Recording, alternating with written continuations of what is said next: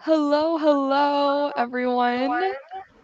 Good to see you guys. I'm Tia Wilson. This is Sarah Stanton. We're doing a little bit of a co-live today to kind of interview Sarah, and then go through some Q&A. So to start us off here, I will introduce myself, and then I'll give Sarah a chance to introduce herself and kind of her story. So my name is Tia. I run the support group program here at NoCD, and I do a lot of advocacy over on Instagram, sharing my story, having OCD my whole life and going from very, very clinically severe to now a place where I can really manage it. And so I just kind of do a lot. Again, I'm on Instagram, Tortilla Wilson. That's where you can mostly find me. I also have a podcast and some other things going. But I'm so excited to be here with Sarah. She co-runs our autism and OCD support group with me, and we wanted to bring her on, particularly because April is Autism Acceptance Month, and so we wanted to take a chance just to get to know her story, being autistic and having OCD, kind of what ERP looked like, all of that. So I'll give her a chance to kind of introduce herself and tell a little bit about what brought her here today, and then we will get going. Sarah, do you want to give us the little The br- rundown on the you? brief, yeah, The yeah. Hi, my name's Sarah Stanton, and I did not prepare an intro, so my brain just shut down. Um, where to start? I am autistic. I guess is the obvious starter. And I have OCD. I've had OCD my entire life, and obviously I've been autistic my entire life. I live in the States, but I'm actually from Western Australia. And have sort of bounced around the world a little bit at times. I have also been through a whole bunch of different sort of vocations and callings in my life, done a lot of different degrees and a lot of different things before sort of finding myself falling into autism and OCD advocacy because of the journey that I went on while I was trying to do all the other things in my life. And so now this is sort of what I do, and it's really exciting and fulfilling, and it's not what OCD thought was the right thing for me to do, but right now it feels like the right thing for me to do. I love that. Thanks, Sarah. And yeah, if you guys want to hear, I mean, we'll obviously dive into Sarah's story, but you also have a blog post with us. I can pull it up maybe and send the link in the chat if people are wanting to go and look at that. And yeah, Sarah's awesome. Like I said, we co-run our autism and OCD group. Really, Sarah runs the group, and I'm just there because she's incredible. And so I'm excited to dive into things more. Yeah, let me see if I can pull up that link. And while I do that, Sarah, do you want to maybe tell us kind of what your story's been like with OCD and kind of just whatever it is you want to share with us about your story as a whole? Okay. This I did prepare notes for. I feel like I don't know, I like being open about that sort of thing. It's like if it seems like my brain isn't working, it's because I haven't put together the accommodations I need for it, and that's this is the my autistic brain in action. So I guess I'll just tell some of my story. It's hard for me to discuss my autism without discussing my OCD and vice versa. There are so many sort of things that are so closely interlinked. But I was born, as I said, in Australia to autistic parents, although none of us knew that at the time.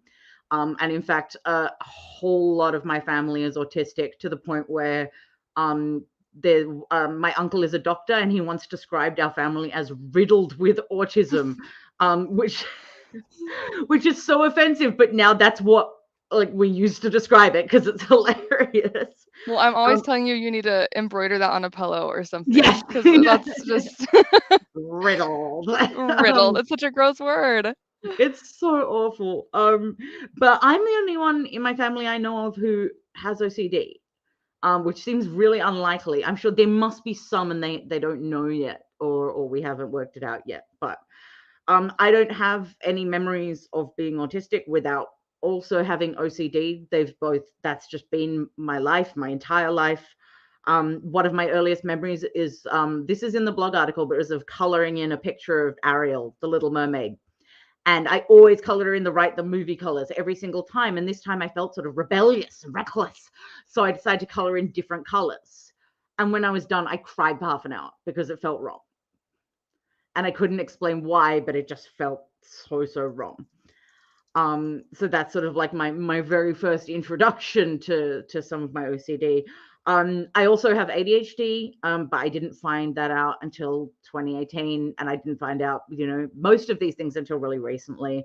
I have other conditions as well, but those three are sort of the three I sort of think of as the trifecta that impact me the most and define me the most in terms of how I think of my identity. And most of my earliest OCD compulsions and obsessions really sort of, now I look back, first developed as a survival response to being autistic and ADHD in a world that was not always great about that.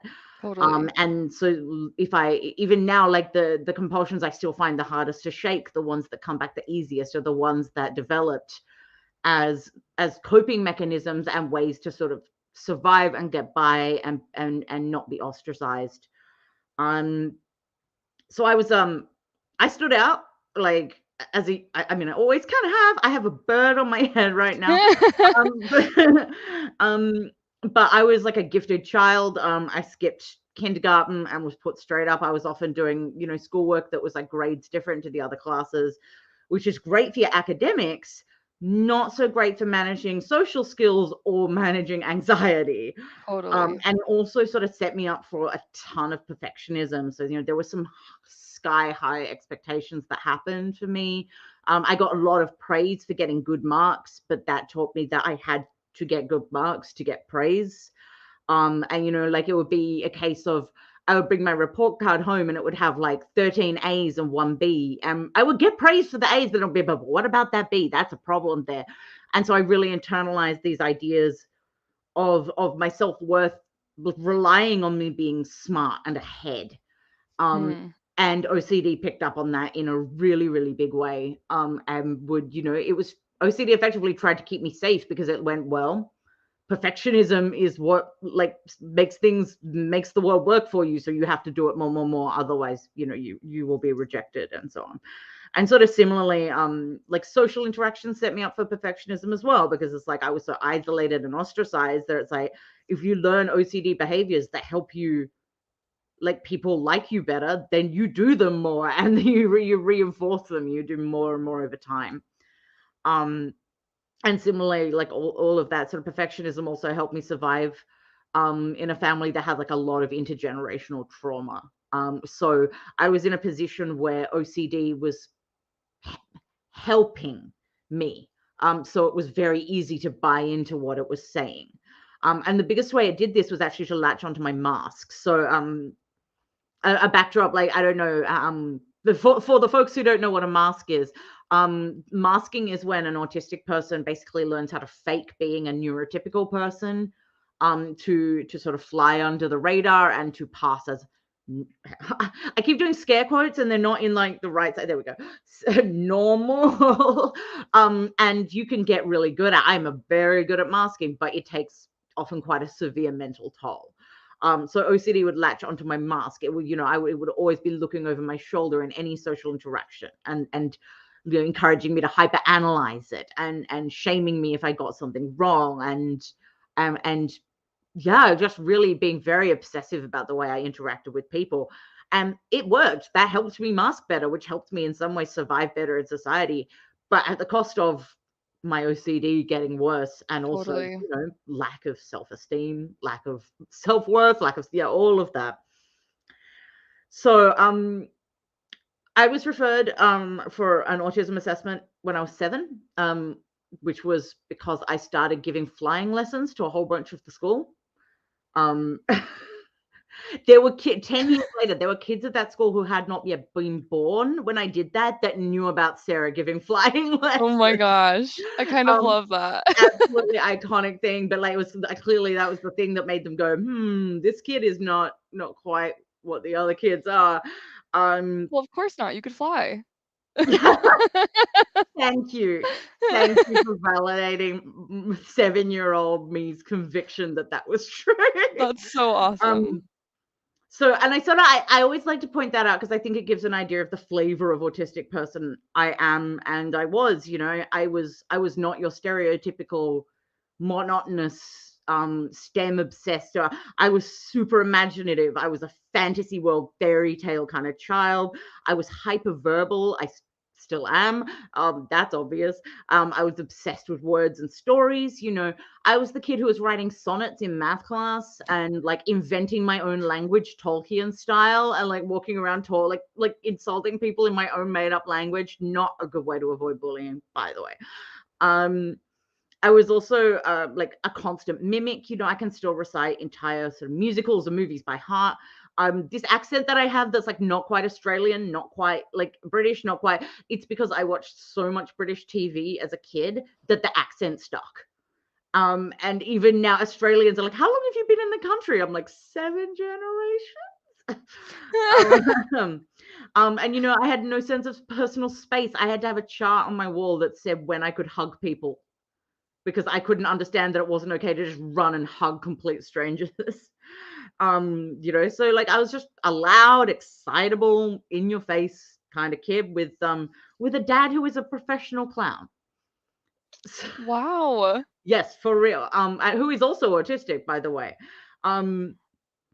So going into I think all of this is important when you look at my autism story, because I was not the autism that they knew how to look for. And even sort of the things I really struggle with were not the things they knew how to look for. Things like having I once forgot to pay my rent for 3 months. I used to have mushrooms growing in my bathroom. I walk into doors a lot by accident. These things that they just didn't look for, but because I masked really well, so no one believed I could be autistic. But somehow they picked me up and they diagnosed me when I was 7. But they were very hesitant about it because I was the first girl they had ever assessed and decided Wow. was autistic at that clinic. And so they said, yes, she's autistic. Well, she has Asperger's, but it's very, very mild, and she's definitely going to grow out of it. So I don't really have any memory of that happening. But as an adult, when I rediscovered my autism, I went and got my notes. I did like a freedom of information. I got the notes from that clinic and I read what was recommended and what they said, and sort of like had an understanding. And what I learned is, I didn't remember getting therapy Oh, for, sorry. I did something. sorry. Disregard. Sorry, I was pushing buttons on accident. Continue. Oh, I didn't remember getting therapy or anything, or I sort of remembered a little bit. And I went and there were all these guidelines for what the therapy that I got was, and it was ABA. And the explicit goal that they had was to try and turn me into a neurotypical person. And the way they tried to do that was with planned ignoring. So I didn't work really with therapists, but they told my parents if I did anything that was unacceptable, and that would be like, talk too much, talk too loud, get too excited, laugh too hard, sing too much, use era inappropriate slang. My parents were to stand up and walk off and leave me without saying why, over and over again, to try and teach, like, but not tell me what I was doing wrong, just walk off.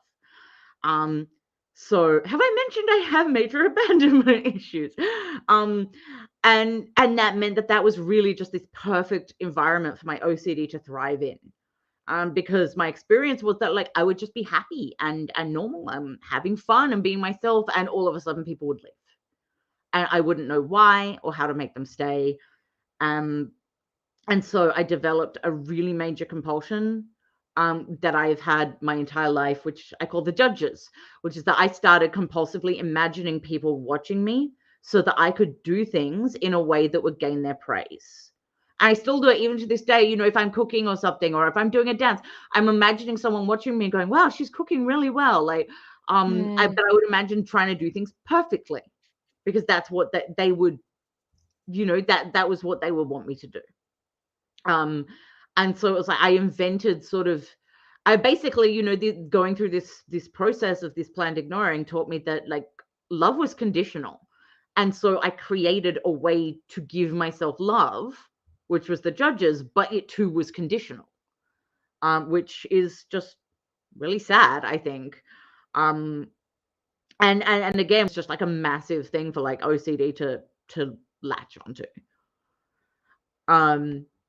And sort of, as the years went on, OCD sort of branched out from just that perfection and symmetry. And, I got to like a lot of other ones. I got to, I started developing moral scrupulosity and magical thinking in particular. I had a lot of like very specific superstitions. Yeah. I had this thing where it's like I would pick up 3 frangipani flowers off the ground and throw them over my shoulder and make a wish.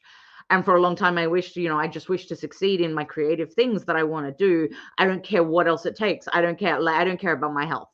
And I made that over and over. And then 10 years later, I got really physically sick, and I believed that I had done that to myself. Right. And so, by the time I was at university, OCD was getting much worse. I was, really losing a lot of spontaneity. It would take me a long time to get things done compared to other people. I used to hand in my marks to my university tutors, like I think it's a TA in the States, the day that they had to hand their marks into the school. That's how close I was cutting it. So my teachers would have like 3 hours to mark my stuff because it took me that long to get it in. And then like, I'm a writer. So like I was doing a lot of creative work, and it would have so many compulsions in it. It was like, I have a lot of very, very symmetrical poems, a lot of poems where the line lengths line up exactly or like that. And I'd be like, this is my creative style. And now I look back, I'm like, no, that that was not. And it just, it was kind of like doing everything with my brain in handcuffs. It was just really restricted. And I was dealing again with like sort of a lot of family trauma at the time. And I started getting, regular anxiety attacks. And that's when I started seeking treatment for anxiety. And I got a lot of kind of CBT and a lot of kind of medications that didn't help because I was just being assessed as being anxious and having anxiety, and no one had pegged the OCD. The anxiety got so bad, I ended up quitting my degree. And trying to go on disability, but it didn't work. I was having 4 screaming anxiety attacks a day where I would roll around on the floor and bite myself. Now I know they were probably meltdowns. Right. Yeah, so I eventually sort of managed to recover enough to go back to school. I started studying Chinese, and I actually ended up moving to Beijing for 3 years. Wow. Which I mentioned, like it's maybe not that relevant. I mean, it was wonderful, great experience of my life, but my mental health was actually a lot better when I was there. And I think it's because I felt the need to mask less. Because I was weird anyway. Nothing I could do on top was going to change the fact that I was this weird foreigner. So I was able to little let go and not try and mask and not have OCD watch me how I was interacting quite so hard. And so that's like, now I look back, that's sort of an interesting little kind of clue. And yeah, around that time was when a therapist first mentioned, hey, that sounds like maybe OCD. Do you know what that is? But didn't tell me anything about it. Just, you might be OCD. And it took another 9 years before I actually got a diagnosis and I actually got help, despite, going through therapists who knew I had OCD and never did anything about it. Right. And I also sort of had the problem where a lot of my friends would joke that I was acting really OCD, and I would be like, don't do that. They're like, moral OCD were coming on, like, don't do that. That's not something to joke about. That's a serious illness. But they were right. And I also got diagnosed with BPD at one point for 8 years because I told a psych that I had a formal diagnosis of autism from childhood, and he said, no, you could make eye contact. That's not true. And slapped me with a BPD label, which is fine for people who have BPD, but I did not. Right. And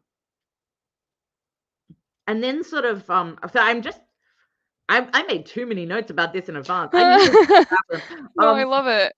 No, it's sort of one of the, because it is such like, because everything is so intertwined with me, it's hard to leave anything out because everything does impact in some significant way. But the biggest thing that happened with my OCD really in the last 10 years was that on my first trip to China, I got swine flu because it was right around that time. And I never seemed to get better. I was exhausted all the time. I had hypersomnia. I had brain fog. And I'd sort of had periods like that before, but they weren't that bad. And I thought maybe I had chronic fatigue syndrome. And, obviously health anxiety, OCD became a factor there. I spent my whole time in China chronically ill. I was a cane user. I had to, rest a lot. And over the years, I sort of was really getting worse and worse. And in 2016, I actually finally got the formal diagnosis of, ME, or chronic fatigue syndrome, preferably ME. I just, that's the term that's preferred. And in 2017, a doctor looked in my eyes, dead in the eyes, and said, if you want to keep getting worse, keep doing what you're doing. Which is fine when you're an ME patient, because ME patients get worse with exertion. So it's important to regulate your activity. When you say it to someone with OCD, it is a very powerful thing. And so I chose off the back of that to go bedbound for my health. And I was bedbound for 4 years. And the more we sought treatment, the worse I got. I started developing other conditions like MCAS and POTS and interstitial cystitis. I had to start using a wheelchair. I was a wheelchair user for a few years. I was incredibly sensory sensitive. I was having so many meltdowns and hives and things from sound. And I was leaving the house maybe twice a year for doctor's appointments. My world just was so incredibly small. And my OCD was, worse than ever. In ways that I hadn't even realized yet. But, I could spend 5 hours trying to post a single image to Instagram. Or like I would buy apps for my phone because I wanted the colors to get the color coordination of the schemes I had going on my phone, but it was just getting worse and worse and worse. But there was one benefit to all of that time, and that's when I discovered I was autistic. I was 31, and I stumbled across some resources on the internet. And I had the benefit of getting to kind of go through that self-diagnosis that you get as an adult, like that was actually really beneficial for me to sort of make up for somehow like my childhood diagnosis was not the best. And that also led to my mum getting diagnosed and my dad self-diagnosing. And, now I know that most of my family is autistic, and that, that was sort of a powerful thing. Maybe if I hadn't been bedbound and browsing the internet 24/7, maybe that wouldn't have happened. Who knows? But in 2020, when COVID hit, my OCD just went off the chain. I wouldn't touch anything. I was just crying, freaking out about it. It was really messy. And that's when I decided to give NoCD a go. Because I had been using the app for a bit, and it was like fine. It was like, okay, so my therapist didn't even recommend it. I just decided to do it myself because it was like, okay, I need something. I'm gonna make it happen. And it started going really well. But not long after that, my health had a really bad downturn. So last year and the year before, like sort of March 2020 to till about like kind of March 2021, I spent at that time so just it's hard to even describe it. I was fully bedbound, like couldn't leave the bed at all, had to toilet in bed. I couldn't really speak, and I couldn't tolerate any speech at all. I had to wear earplugs and earmuffs 24/7. I couldn't really do any exertion. I just had to lie there flat. It was kind of like being in a living coma. I just had to lie in bed doing nothing, entertaining myself. By the final 3 months, I was unable to tolerate light, so I had to wear, like, I was in the dark, like wearing eye masks for 3 months. I was so weak I couldn't suck from a straw. I couldn't feed myself. My partner had to brush my teeth for me. Really, really intense. And we thought my doctor, who was a specialist, like a world expert, thought I needed spinal surgery. And I would have spinal surgery right now, except that I had to go to the ER because I started breathing funny. And I got better in like 72 hours. Wow. And it was absolutely wild. Where all of a sudden I could speak, I could tolerate things. Like, in fact, like we got home after this time in the hospital. I slept for 24 hours. My partner tried to wake me up. And I ripped off the eye mask. And I was like, what? And he's like, do you know what you just did? Um, and that's how we worked out that most of those symptoms that I had were OCD. It Wow. wasn't actually physical in the classic sense at all, which is not the case for those illnesses generally. Normally Right. they are not Right. psychosomatic. But for me, my OCD had so latched onto the fear of having them that it was actually effectively simulating symptoms. Totally. Um, and that's, really just the strangest experience of my life. And it was only by sheer chance that we found it out. Now, I'm physically basically fine, but I can probably never trust a symptom in my life again. Um, but yeah, so that whole time when I was getting worse with my OCD, it was all those physical symptoms were also my OCD. But since then, I've been through, I think I'm about a year into recovery now. I went through an IOP twice. I went through an OCD a whole bunch.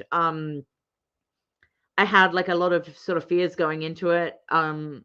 Because I was like, oh well, ERP is a behavioral thing and ABA is a behavioral thing, and maybe they're gonna treat me differently because I'm autistic, or they're not gonna understand. And I had so many fears about it that turned out to be unfounded for me, which was great. But so that was sort of important as well. But like it definitely, like, it was really challenging sort of going into it as an autistic person, not knowing what people might understand or what they might want to do or anything else. Which is a But large yeah, reason we're doing this, right? exactly. I Yeah. mean, that's the purpose of any of this, is to kind of help people to see that ERP can be done and kind of hear a little bit of your story. Yep. Um, And again, I can categorically, ERP has worked for me. It has been a miracle. It has been a lifesaver. I cannot recommend it highly enough. And it was in the process of doing that and sort of joining the NoCD support groups that I met Tia, and we talked about starting an autism OCD group. And so we started that group, and now we run that. And it's great because there really just isn't much out there for people who have this situation. There just isn't much at all. And so to be able to provide that, it's wonderful to feel like we're helping others, but also it's nice for me because now I have a space as well. um, and yeah, and sort of one thing from that led on to the other, led on to the other, and now I'm working as an autistic OCD, well, volunteering or well, no, it's work. It doesn't matter if I'm being paid yeah, for work. yeah. I work, I'm getting more and more into this sort of joy of doing this autism OCD advocacy. And that's just so powerful for it. And having done the treatment I've done has allowed me to let go of a lot of that perfectionism about myself and about what I'm doing, and I can sort of just help because I'm helping rather than because I have to do that to be perfect. And it's helping me, to come back to the theme of autism acceptance. Like OCD my whole life latched onto my need to be accepted as an autistic person because I wasn't. I said I had to be someone else to be good enough.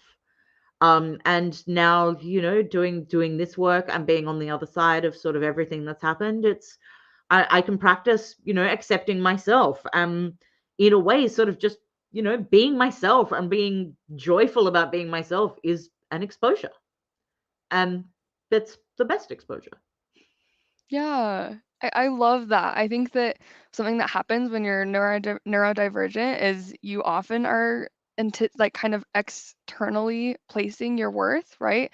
It's on your grades, it's on the way people are perceiving you, because that you've received probably negative feedback from others Oh that yeah. have kind of created that, right? I've experienced that with ADHD, right? And so I think that there's a lot of room for doing exposures where we're kind of leaning into that idea by being ourselves. That is an exposure, right? There's a risk to being ourselves, especially when we have that background where that wasn't always approved of, right? And so I think that that is just so vital. And thank you, Sarah, for kind of sharing your story. I know we spent like a good chunk of today talking about it, and I'm really glad we did, because I think that that just, it needs to be heard, it needs to be expressed. I want to share, kind of highlight this little comment. It says, "Thank you for your generosity in sharing these painful memories with us. I know many of us feel less alone hearing your story." And I think that Aw. that's so important. That's what we're here for.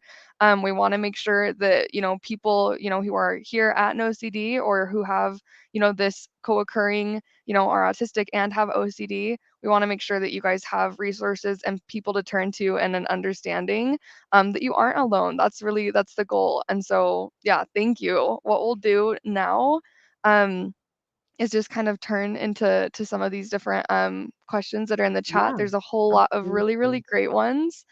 And so let's just kind of go right from the top. Let me find a good one to start with. First of all, there's a lot of people here in the comment section who are saying that they also have autism, ADHD, and OCD. So that's kind of fun to see. Um, Trifecta. we've Yeah. we've got it. Let's see. We're going to start probably with this little comment here. So Bailey said, my OCD therapist has been so helpful with me trying to navigate OCD with autism, which is a huge relief because I've had trouble with other mental health professionals too. Um, and I think that that is a really common experience, right? Mm. And so that's one thing that Sarah and I have been working on here at NoCD is actually kind of creating an updated training for all of our therapists that kind of dives into the autistic experience of OCD so that we can make sure that we have competent professionals who understand this a little bit. Yeah. It is really, I think particularly when you're dealing with multiple things, like trying to find say a therapist who understands autism and the thing that you need help with, and then maybe your other thing, like it is not possible most of the time, and you do sort of have to spend a lot of time educating your own therapist on how to understand you, which it can be exhausting, but also I think can be beneficial because then they learn it from you and they don't pick up Right. misconceptions. So, I think there can be swings and roundabouts there. But yeah, I've definitely had challenges with other mental health professionals, and in general have found that at NoCD that has not been the case. And hopefully in the future it's going to be even better. Yeah, no, thanks, Sarah. Um, I'm going to highlight this comment. They said, I have OCD and ASD, but people say I look, quote, normal, so it must be Mhm. very, quote, Yeah. mild. How can I explain to them that the intensity of these conditions has nothing to do with what it looks like to them? So there's something, if you Google functioning labels autism, there are a lot of resources that talk about this whole like, oh, this person is high functioning and mild, so they must be fine. This person is low functioning, so they must like not be able to understand anything. Um, I would suggest Googling that. There's just a lot of resources about how to talk about this. But in general, it's sort of, it can be helpful to explain that the spectrum is not a gradient. People think, oh, it's a spectrum from mild to severe. Right. I can't get my hands in shot. And that's literally not what a spectrum is. It's more like, a circle, and like here, you've got motor skills, social skills, sensory issues, and they'll go around, and you might have like more or less severity in each one of those. And so it can be very different for each person, sort of what it looks like. But it's challenging. I mean, at the end of the day, it's sort of trying to explain to people that you're in, like, what you experience on the inside is not what they see on the outside, and people can be more or less receptive to sort of hearing that message. But I think sort of getting the message across that, like, the idea that anyone is mild who is autistic, there is no such thing. There is no such thing as mild or severe. We all present differently. People think that I'm mild because I can converse really well, but I am not able to live independently. Like, I am not, like, I cannot function on my own. Um, I think just, yeah, pointing them towards some of this sort of information about how the spectrum actually works could maybe help with that. Yeah, I love that. And there's a whole lot of resources online if you just kind of like Google alternatives to the kind of spectrum gradient that we see a lot. There's a whole lot of autistic people who have made those like you've mentioned like the kind of circle of here's one aspect of my autism, here's another aspect of my autism. This affects me more sometimes, this affects me more sometimes. My brother's autism looks different to mine, right? I think that all of that can be incredibly helpful for educating. And what's most important with any of this is what's hard for you is what's hard for you, Yep. right? It doesn't matter whether it's hard for someone else necessarily, right? If it's causing impairment to your life, those are the things that we can talk about and get accommodations for, right? Mm. So yeah, I love that question.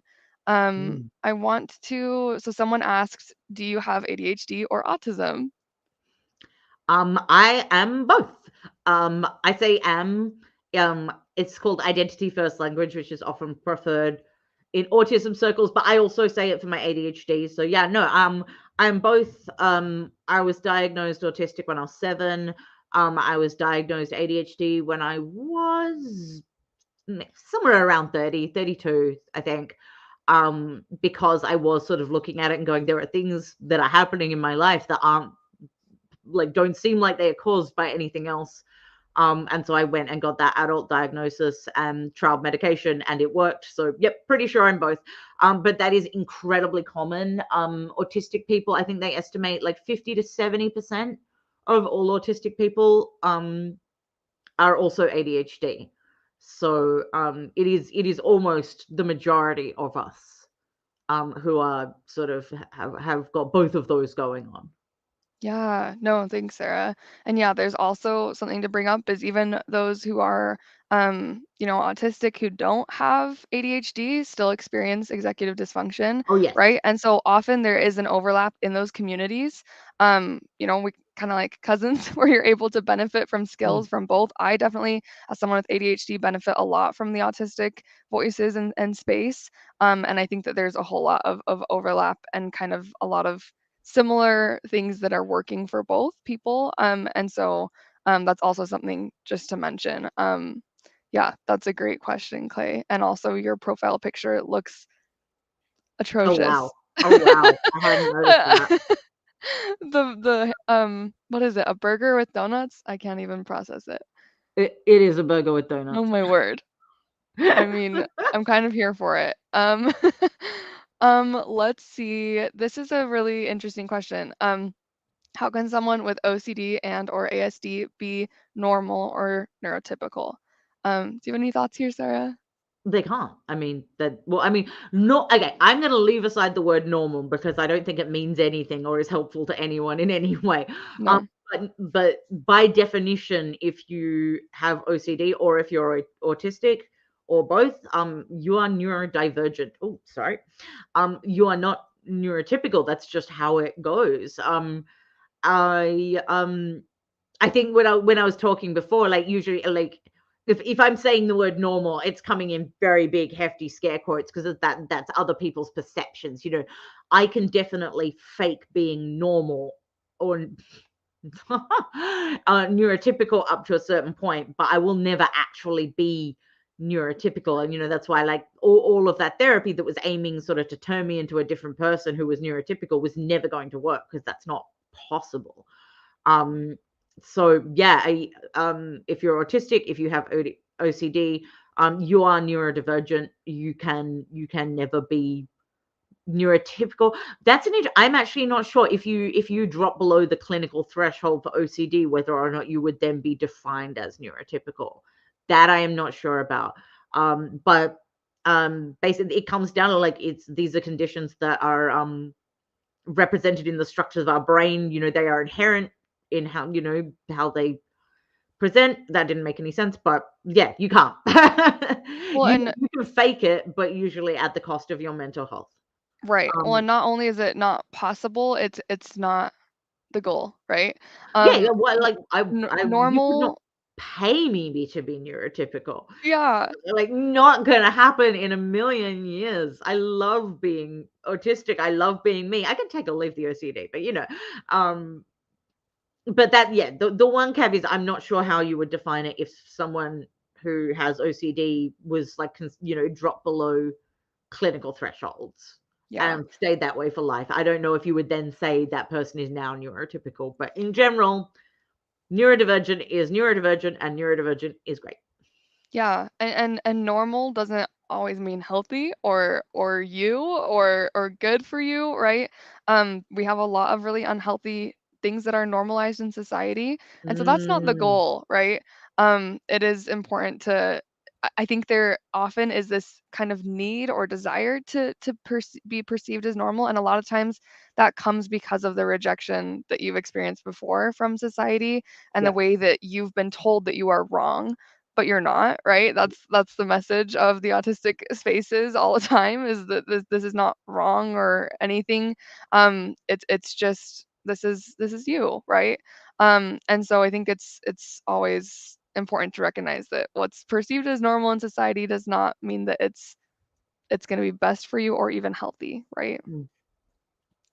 Um, let's see. Let's go on to another question. This one's actually really interesting, because you kind of brought up this idea, where the place where you got diagnosed or kind of like discovered your autism was somewhere where they hadn't ever diagnosed a girl before.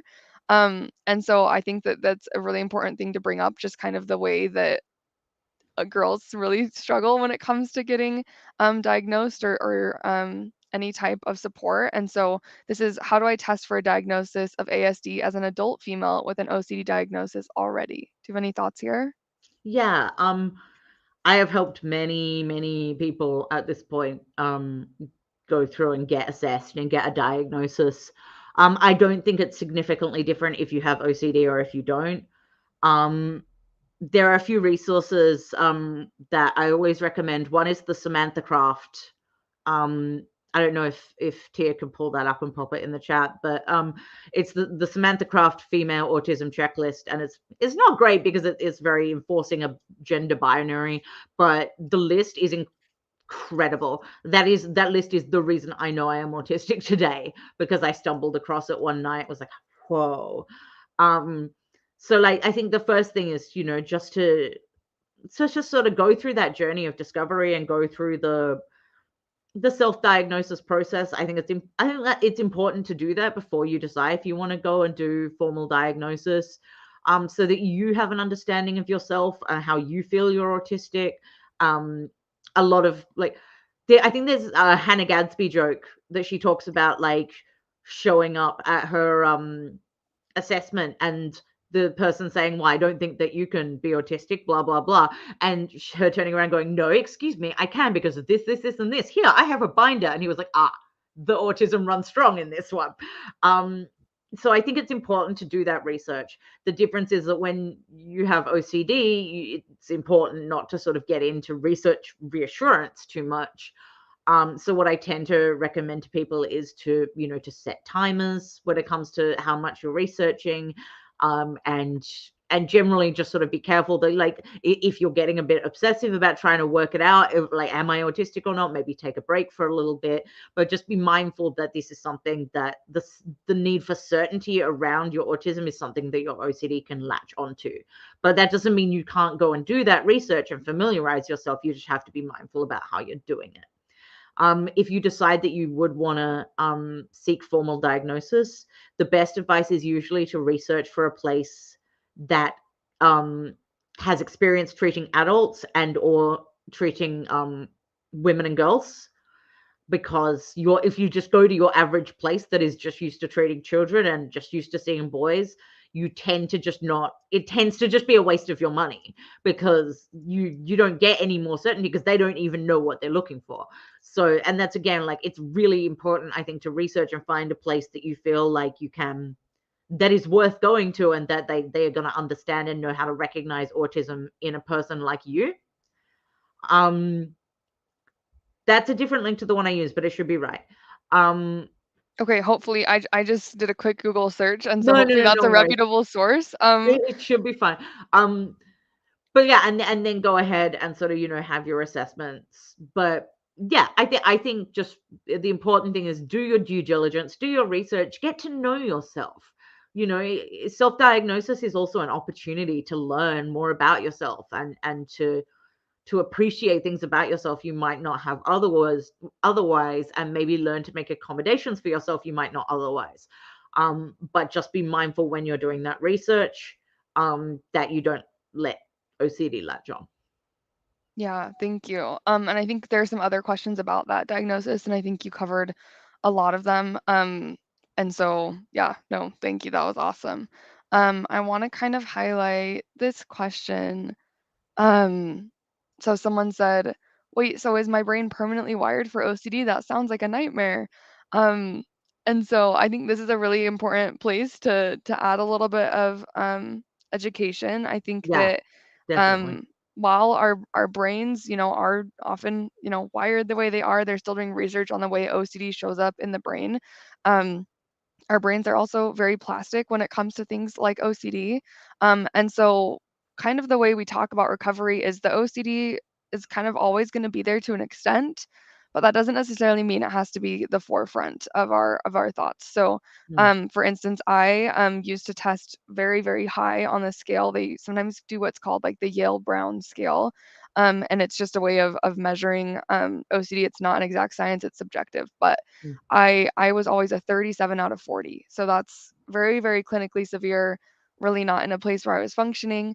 Now I'm a 4 out of 40. And so that is something that's subclinical. Like if I walked into a therapist's office today, they wouldn't be able to diagnose me with OCD. Does that mean I don't have OCD? No, but mm, kind of it's more of a backseat driver than something that's in the forefront. So for instance, yesterday I was driving and I had this old OCD thought I used to get all the time that was like, "Hey, you should what if you turn here? Maybe you should turn here. What if you go this other way that you usually go home and something really bad happens?" Right? Just this catastrophic thought, and it was in my brain for like less than a second, and then I just kept driving, mm, right? Whereas before I would have sat and I would have turned that way and I would have panicked and I would have gone back and I would have spent probably an hour doing compulsions there. It was less than a second, right? And so the more we can, kind of gently move our brain um, toward our response prevention, the more we're able to combat this. It doesn't have to be something that's permanent in that kind of fixed state that you may mm. be referring it to. But that's different when we talk about autism. Do you want to weigh in there at all, Sarah? Yeah, I mean, it's true. Like your brain can be permanently wired for OCD, but that doesn't mean that you have OCD the whole time, or that you're going to have the responses or have it be as strong. It's like I think, yeah, like you said, like Tia, your brain is permanently wired for OCD. Does that mean that now is very, very different to a few years ago? No. Um, Autism, however, is we don't really call it anymore like a disorder or a disease or a thing like or anything like that. It is a neurotype. It is how you are. It is, that's why we use this identity first language. We don't say I have autism. We say I am autistic because I don't have a little handbag that I keep my autism in that I carry around. It's not separate to me. It's not something that's happened. It's not something that's developed like in addition to my identity. It is me. It is every part of my life. Every single thing that I do and feel and think is impacted by me being autistic. If you if you cured my autism, I would not be the same person. I would. That's just literally. That's just how it goes. You cannot separate the autism from the autistic person, which is why it's hard when so many sort of therapies and so much research out there is focused on trying to stop autistic people being autistic, instead of meeting us where we are and treating us as valid, and accommodating us and celebrating us and accepting us. I mean, to come back to the theme of the month. But yeah, that is, autism is not something you should ever be feeling that you have to remove or that you can remove, or it is just you. Um, and sometimes that's challenging, often because we live in a world that is not friendly to autistic people, but Right. it is still an inherent part of who you are, and it always will be. Yeah. And And and and and that said, yeah, and with that, if there are areas where it's like this is actually an area that my autism's causing me impairment and I'm wanting to find more tools and accommodations and things to work with my neurotype, you can also do that, right? yeah, oh, Um, absolutely, and that's what we're doing, but the difference is we're working with our neurotype instead of just trying to get rid of it and, ignore it. yes, yeah, Um, absolutely. Someone asked kind of with the question what you mentioned earlier. So is OCD without autism considered not neurotypical? That's news to me, so very helpful to know. This actually was news to me too. This is something you brought up to me, Sarah. I still want to research this a little bit more because I might disagree that it falls I think under. opinions do differ to a certain extent. But it is generally, if you Google lists of neurodivergencies, OCD is included. I believe it is because there is sort of generally like that there are structural changes in the brain. I think that's what it's being based on. But like working out what is and isn't neurotypical at the is still a work in progress. That may change, but generally speaking, it is currently classed as a neurodivergence. And that's Yeah. where we get into the interesting thing of not all neurodivergences are good or have good bits. Neurodivergence, like I'm proud of to be neurodivergent, but like it's not like an inherently good or bad thing. It's just a different. All it is that it's a difference. Your brain is different to a neurotypical person who doesn't have OCD or who isn't autistic, or is that so you are neurodivergent, but that doesn't mean that you have to join the flags waving "We love our neurodiversity" and neurodiversity movement. It's just all it's saying is that this is different. Yeah, thanks, Sarah. And yeah, I want to do more research Yeah, to kind of figure out why it's under that umbrella or what's going on there. Because on first impulse, I'm like, no. I And had that too. so It took me like a few months to come around to the idea, to be honest. okay, well, yeah, I'll have to do a little bit more research there. But yeah, that's a lovely question. Someone asked, do you relate to enjoying alone time more than neurotypical people? And if so, how do you respect and prioritize your needs for alone time? Yes, I do. I am what I think of as an extrovert, but an autistic extrovert. So it's not like I'm an ambivert. I get energy from being around other people, but I'm autistic, so then I have to come home and like hide for 4 days. I just I avoid like big parties or big groups like that because they're just not I tend to dissociate because I'm too overwhelmed by all the sensory stuff and then I don't remember them. So I much prefer to have, like one-on-one or small group kind of interactions, and those feel good for me without being too much. Um, but I will definitely, if I have to do a thing, or a very social activity, I will make sure that the next couple of days I don't have anything else on that's especially social, so I can sort of recover again. Um, I just I mean, I'm not fantastic at prioritizing my needs for anything, but it's usually pretty obvious when I need my alone time, and I'm lucky that I have a lifestyle where that's fairly easy for me to get. So for me, it's sort of just practicing listening to my body and like recognizing, okay, this is the point where I'm like, actually, I need enough. Yeah, I definitely. My mother's also autistic. We talk for like 2.5 hours every week, and we just info dump at each other for like an hour. Like we take an hour and a half back, and each person fills the other one in. But there will be times where I'm just like, all of a sudden, it feels like my brain is itching. I'm like, I can't. Like, I'm done. I'm really sorry, mum, but I'm done. I can't handle more conversation today, and I will have to go and take care of myself. And that's something we've had to communicate around and work out. So it can also be like setting boundaries in that way, and also making sure that my loved ones know that that is how I roll and that I might need to suddenly go. So that that sets it up there. If I have to do that, that's fairly easy for me to do. I love that. And I love that you mentioned the fact that when you call your mom, you talk for an hour and then she talks for an hour. Because We take turns. It just looks different. I think that's awesome. And I think it brings up the fact that socialization does not always look like the way we might like stereotypically think about it. It might just be hanging out with someone, being in the same room as them. It might be, interfacing online, right? Talking with someone online. Mm, Socialization can look all sorts of different ways, and it can often meet you where you're at in terms of like sensory needs. And um, there's not a right or wrong way to socialize. And I think that that's something that we've talked about needing to be understood a little bit more when mm. people tend to make this stereotypical statement that's false, saying like, "Oh, autistics are not social," right? Oh, That's absolutely. not the case. Yeah, And there's a lot of different ways to be social that might, look different to the way that you are social, but that's something we actually understand within society. We're getting better at getting to a place of, okay, what looks like and feels good for me might be different for you. If I love a big party, you might love an intimate gathering, right? yeah. And this is just kind of an extension of that idea. Yeah. I want to highlight this comment. It says, I felt really seen when Sarah said she believes OCD might have come about as a response to being autistic in a Mm. neurotypical world. Any advice for talking to friends and family about diagnoses? I always want to reply to these things. It's like, I'm so glad you could feel seen in that, but I'm also sorry that you have to feel seen in that. I always feel a lot of empathy for people who sort of are dealing with that situation. Talking to friends and family about diagnoses. I'm always, again, like I've sort of been lucky enough that basically everyone in my life is neurodivergent one way or another, so it's not been too hard for me to have these conversations.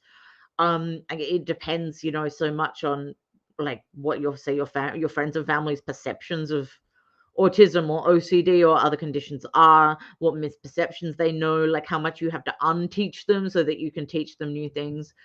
But in general, I think sort of like going to them, and when you disclose, sort of like maybe preparing like a little bit of like a short, like you find an article they can read, like find a source of authority you can point them to, so that it's you're coming in saying like, here is this thing that you're probably not going to understand because most people don't.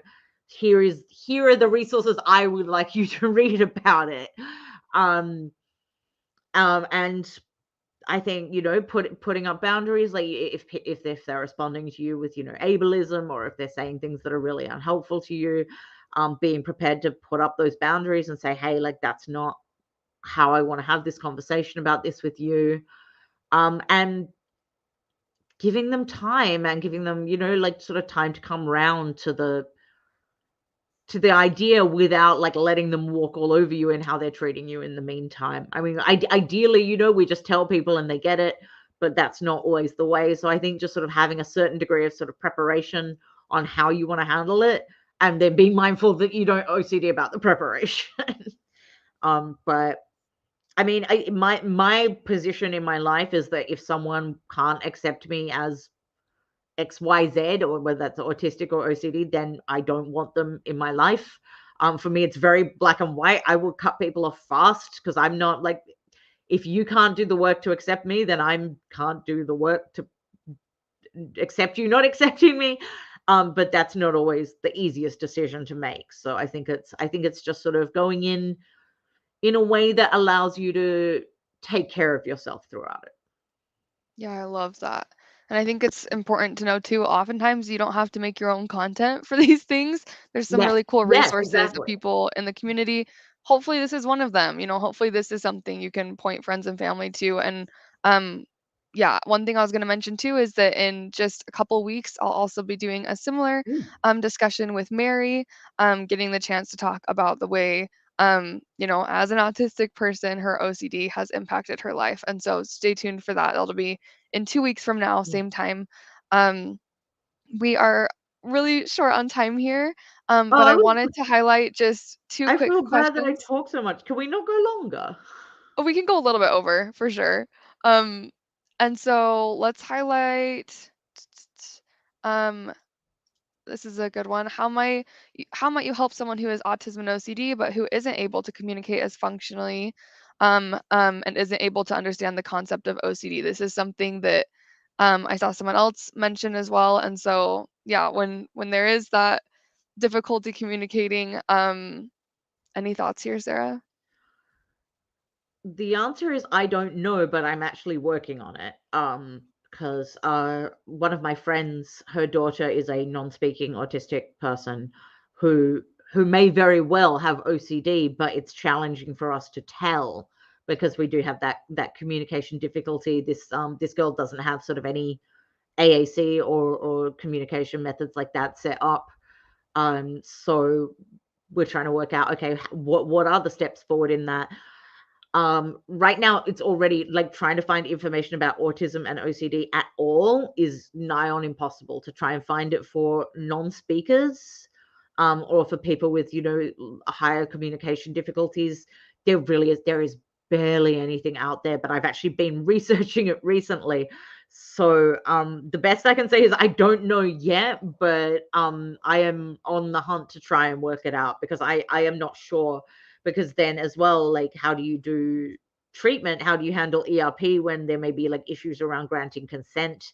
I think it's something that I definitely want to try and like push for there to be more research on and more information. Like, it's just a whole area that no attention has been paid to yet. But there is no way there aren't non-speaking people who are autistic and have OCD out there who need help, and right now there aren't really any avenues for them to get it.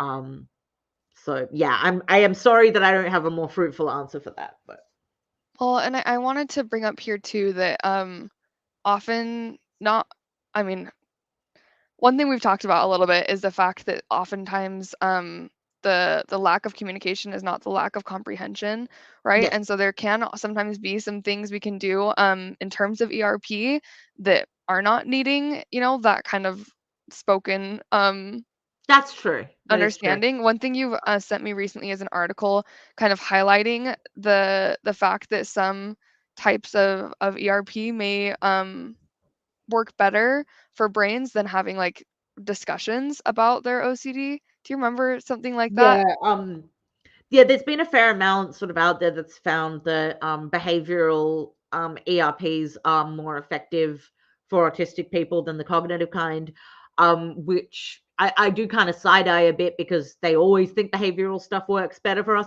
but that has actually been my experience. Like the worst case scenarios, things like that, they don't work so well as me as like making me go out and do something with my hands, or metaphorically speaking. So yeah, that is true. I think, yeah, I think you're right. Like when it comes to treatment, I think there are avenues. I think it's the challenge of trying to separate autistic repetitive behaviors from OCD repetitive behaviors Right. when someone can't communicate that there is anxiety behind one and not the other. Right. Um, to be honest, I don't think it would be too hard to work out how to do it. It's just that the work has not yet been done. Agreed. Yeah. No, that's super, super important.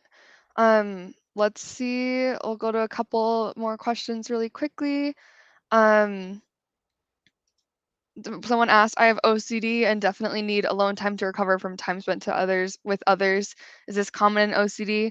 There's a whole lot of processes and things OCD grabs onto, and often people are one of those. There's a lot of just intricacies and uncertainty when it comes to humans, right? There's little things in vocabulary, things that someone's saying, things that you're saying that you might grab onto, or little facial expressions. Or I mean, there's just so many things that OCD can grab onto there, and so it makes sense why those experiences can be exhausting. Yeah. I found that with ERP, some of the exhaustion went down because I was no longer doing those so many exhausting compulsions. But definitely, I think that is something that's common. Do you have any quick thoughts there, Sarah? No, I just thought that makes sense. That it's like if you are doing compulsions anytime you're in a social interaction, then that will be exhausting. Right, right. Um, let's see if And there's if you're any. also masking, or like then it can really, get really exhausting. Right. Um, How do you get motivated to do ERP? Because I have very little motivation. I'm scared it won't work and the effort put in won't be worth it in that case. There was also a similar question here where someone said, oh, let me find it. Um, they were basically saying, I understand I'm supposed to have uncertainty about treatment, but how is it that I kind of am able to commit to treatment when I don't know whether it'll work for me? Um, do you have any thoughts when it comes to motivation or kind of leaning into the uncertainty of treatment? Yeah, I mean, I was really scared when I started doing ERP because I was scared that it was going to be somehow related to the methods that were used on me when I was a kid, and that it wouldn't work because I was autistic, because there's like some research that suggests that some other treatment modalities don't work. Like I had a lot of uncertainties around it that were specifically related to me being autistic. And I had to a certain extent, I had to just sit with those and be like, I don't know if this is going to work or not. Maybe it won't work for me or not, but I have no other way to know except for trying. There is no other way around that. Like if I want to find out if this is going to work for me, I have to do it. And I think as well, like for me, having come out of just that extremely severe OCD episode of those 8 months, I have very high incentive to try and fight to get my life back. But at the same time, looking back and going, wow, like thinking about what I wanted to get back out of my life was really like that was a huge incentive and a huge source of motivation. Like it's sort of like basically like a reward, like you're like enticing yourself with a reward, but the reward is recovery itself. Like if I go through ERP, I could go for a walk with my friends again, like to think about the things you're losing now that you could get back if you tried. And sure, maybe you won't. Maybe you'll be one of the few people it didn't work for. Like, but you don't know until you've just been willing to try and find out. I also keep a list of like positive motivational affirmations on my phone that I'm looking at right now. Because I found like I had spent my life giving myself a lot of negative motivation and like sort of shaming myself, like, motivation through shame or through fear. Um and so I sort of try and do it's like, wouldn't you really enjoy doing this? Well, that won't work for ERP, but like it could be, what wouldn't you enjoy the benefit of having done that? Um won't it feel good you've got that done? Like, do the best you can. Good mental health beats out any other accomplishment. Like, just a sort of a list like that. But like I found like trying to find positive motivations that were based around the things I was hoping to get out of it really helped. And then when it came to the anxieties I had around, would it work? Wouldn't it work? Would they treat me weird because I was autistic? I just had to sit with them and say, like, well, I'll find out. Yeah. Yeah, I love that. Whenever we're doing ERP, we are exchanging short-term distress for long-term benefit, right? For Mhm. values, for going on walks with friends, for all those things.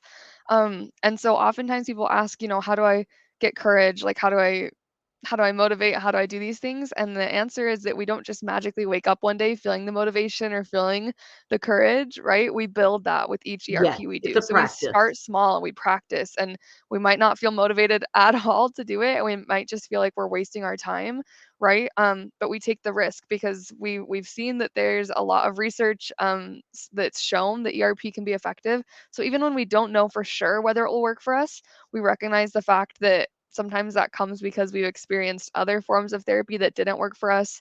Mm. We've been working against OCD, which has unlimited expectations we can't ever fulfill. So we may have some learned helplessness that's there and might feel like nothing will ever work for us. So we lean Mhm. into the research a little bit. We're like, okay, this is what's been proven. I'm going to take the risk. And maybe it won't work for me, but we're going to start small. And we do the teeniest little ERPs, and then that motivation and the um, courage does build over time. Yeah. Um, I just want to answer two more questions and then we'll close out. I know we didn't get the chance to get to every single one. I wish we did. And we'll kind of show you guys Well, where to find me and Sarah so people can. well, Um, I was also gonna say, can I after this go into the comments of the live and like reply to people? I don't remember. Because if I can, I If will. you can, you will. So So yeah. we'll share this one. I saw in another video that if you have autism, then OCD is very different, very complicated, blah, blah, blah. But it didn't say how. That scared me. How can I, does that mean I can't recover? Um, it's gonna be individual for every single person, but that was not my experience. I know that I had a few adaptations that my therapist did to help me as an autistic person around, like, say, managing my sensory issues during therapy, when I would stim and when I wouldn't stim, and a few other things. But by and large, from everything I know, what I did was largely what like most people do when it comes to ERP, and it was much more a case of having a few accommodations rather than it being a drastically different process. There may be other autistic people for which it is necessary to have it be very different. But my experience and the experience of the other autistic people I know who have gone through ERP has not been that. I think yeah, I think it's just a matter of like being open with your therapist about your autism and like, I really think it's like valuable like before you start doing exposures to do things like, okay, here's what my meltdowns look like. Here's what you should do if I Totally. have one. Here's our plan for if I have sensory issue, to sort of hash some of that out. But the basic process of like habituation, that's the same. I don't think there's significant difference. Yeah, no, I think that's spot on. The very different, I think, often just comes because when we're just treating OCD, we have no accommodations, right? Versus when there are, occurring things and someone is autistic and experiencing, sensory issues and things like that, we are gonna have some accommodations. And so that might feel very different, but really Mm, they're little accommodations often that go a very long way. Um, and I love what you mentioned about kind of setting that plan beforehand of mm, this is what we're gonna do when I'm feeling that this is more of a sensory issue yeah, than an OCD issue. Here's what we're gonna do. Kind of making that plan, having that dialogue with your therapist can be incredibly, incredibly constructive. Okay, I lied. We're gonna do actually one other question that I didn't say before because I think it's I so vital.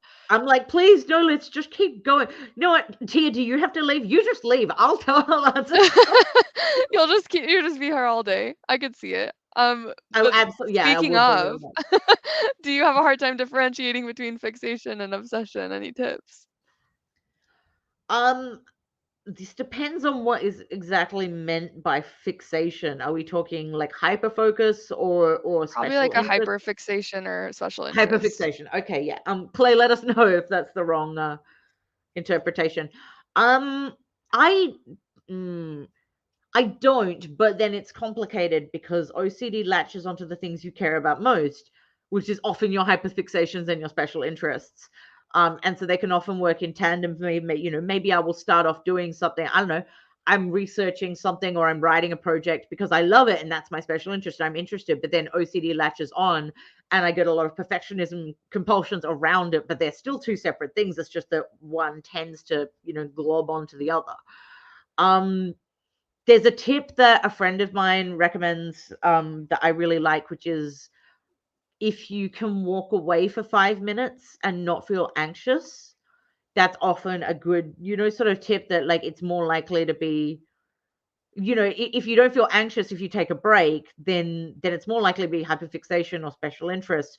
If you get that sense of urgency where it's like, no, I have to do this now, or blah blah blah blah blah, that's a good cue that it can be an obsession. But equally, when you're autistic, just getting up and walking away from something with autistic inertia, that can be challenging. So Right. it's sort of, I think it's a really good tip, but it takes some practice to be able to sort of recognize how it feels. But in general, I would say like hyperfixation, special interest, they bring me joy. Obsessions don't bring me joy. And actually that can be a good sign for me when I am no longer enjoying this anymore because I feel like I have to do it for this, like then I've started crossing the line into obsession. That's beautiful. I love that. Yeah, thank you so much for sharing that. Um, we're gonna do this kind of last question here today. I have so many questions trying to figure out what is ADHD, OCD, or ASD. What is just an autistic brain, what versus what is ADHD or OCD or something else. How can I join your group? So this is I think a really good place to end because this is not an ending discussion. This is something that we are continuing, right? Like I mentioned, we do have our autism and OCD group, which is predominantly run by Sarah. I'm also there kind of just um, getting the chance we can all talk about the way that there are differences here, find the distinctions like that last question, what's is this hyperfixation or is this my OCD here? Um, do you have any thoughts or want to kind of tell us a little bit about that group? About the autism group. Yeah. Yeah, so it runs on Tuesdays at what would it be? 11? No, hang on, I'm doing it the wrong way around. Um, Right, it's 1 p.m. Pacific time. 3 CST. Thank you very much.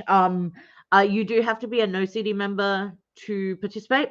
But if you are, then if you go to the Treat My OCD support group sign up page, Tia, could you maybe grab that? Um, Well, I know. Oh no. I don't know if we. I can't remember how that one works. If you can actually link it or not. But but I'll put my email in the chat, and if you're there you interested, you go. can Do that. always Yeah, just yeah, yeah. email me, Um, and I will send that link over. yeah, yeah, yeah. But yeah, it But is for members of NoCD. But it's a really fun group. It's yeah, it is. It's been running for about 3 months, and people are sort of it's growing. And it's a good little community.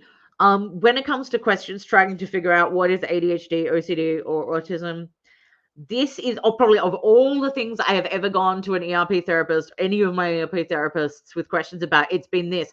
But how do I know if it's this or this? I have to know because otherwise, most of the time, it's OCD. Like trying to gain certainty about what is causing what is such prime OCD real estate. And most of the time, not always, there are times in which it is important to know, or that it's important to know immediately, but most of the time, if I don't know which is which, I actually just try sit with it, sit with the uncertainty that I don't know. And say it's something I have to try, like I don't know, like this sensory issue or some I'm maybe not sensory, I'm having some symptom the way I would treat it would be different depending where it came from.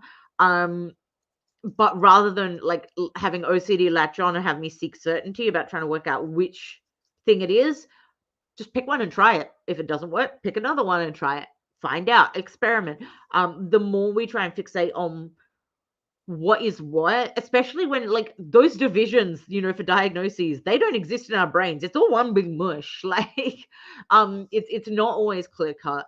So I think the best thing is sort of to practice sitting with the uncertainty that you don't quite know what is causing what, and then just experiment, try and find out through observation and trying treatments or trying skills and just seeing what happens. But it is when you're dealing with multiple conditions like that and they all overlap that closely, it is such fertile ground for OCD to latch on. I don't think it's worth giving into those compulsions to work it out most of the time. Totally. Yeah, thank you, Sarah. Okay. Well, yeah, like I said, feel free to email me if you'd like to attend that group. And we also have an ADHD and OCD group. There's often overlap in people who come to both, right? Because, like we mentioned, those are often commonly co-occurring. And so that's also a place to check out if you are interested. And then also, as I mentioned, Sarah does have that article, and hopefully you'll be seeing more from her. Do you want to kind of tell people, Sarah, where people can find you if they are interested in what you're doing? Yeah. So the main place you can find me is on Instagram at autistic compulsive. That's where the bulk of my sort of work is happening at the moment. I was actually sort of vaguely thinking of going and sticking up a Q&A on there as well. I'm just gonna like keep following on. Um, and yeah, I will, if I can comment to stuff, I'm gonna go back and read because I didn't get the chance to read your comments while this was happening, but I really, really appreciate y'all, and I really want to be able to go and spend that proper time seeing what you said. But yeah, if you go to Autistic Compulsive on Instagram, if you go to my link tree in my bio, I've got my sort of other projects that happen there, and otherwise most of it happens in that one spot. So if you want to see more of my work, then follow me there. Awesome. Thanks, Sarah. Thank you so much for coming live today. Thank you. Thank you Hopefully, all of you. yeah, thank you all for tuning in, and hopefully you guys have a good rest of your day. We'll see you later. Bye, everyone. Take care, everyone.